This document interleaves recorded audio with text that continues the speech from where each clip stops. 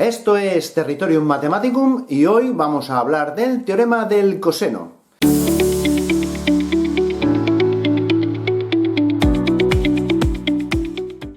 El teorema del coseno, junto con el teorema del seno, constituyen dos herramientas fundamentales a la hora de trabajar en trigonometría plana. Pues el teorema del coseno está ideado para resolver cualquier tipo de triángulo independientemente de que sea rectángulo o no. De hecho, su verdadera aplicación consiste en la resolución de triángulos que no sean rectángulos, como por ejemplo en este caso de aquí.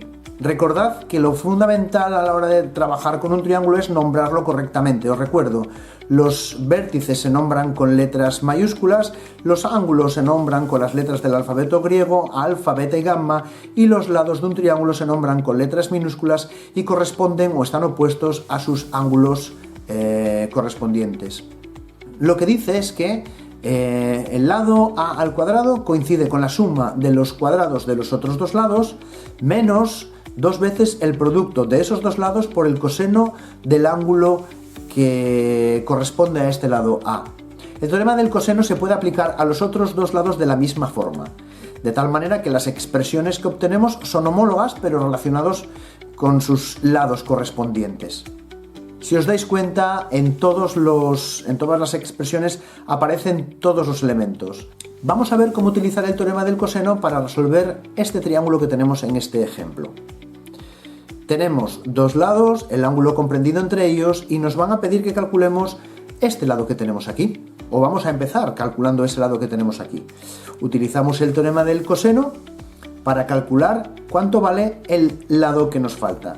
Simplemente sustituimos los datos que tenemos, el lado B, el lado C y el coseno del ángulo que tenemos. Utilizamos la calculadora y calcularemos cuánto vale el lado correspondiente. Así, el lado que nos falta es de 8,2 centímetros. Vamos a volver a utilizar el teorema del coseno, pero en este caso, en vez de para calcular cuánto vale uno de los lados, vamos a utilizarlo para calcular cuánto vale uno de los ángulos. Simplemente escribimos la expresión del teorema del coseno que relaciona el lado B con el ángulo beta, que es esta de aquí. Sustituimos todos los datos de los que disponemos, incluido el nuevo dato que acabamos de calcular, y si os dais cuenta, el único elemento que nos falta por calcular es esto. Y no vamos a calcular el ángulo beta directamente, sino que lo que vamos a hacer es usar esta expresión para calcular cuánto vale el coseno de beta.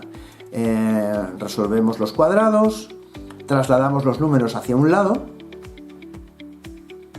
y ahora despejamos el valor del coseno de beta. Este valor que está aquí, menos 131,2, que está multiplicando, va a pasar dividiendo al resultado de esta suma de aquí, de esta operación que tenemos aquí. De tal manera que el coseno de beta será el resultado de dividir menos 95,17 entre menos 131,2, que es 0,72.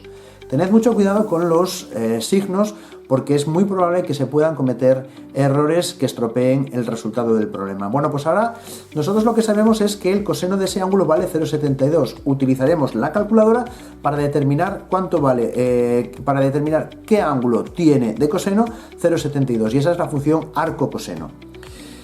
Y así vamos a determinar que el ángulo beta es de 43,5 grados. ¿Cómo determinamos el ángulo gamma que nos queda?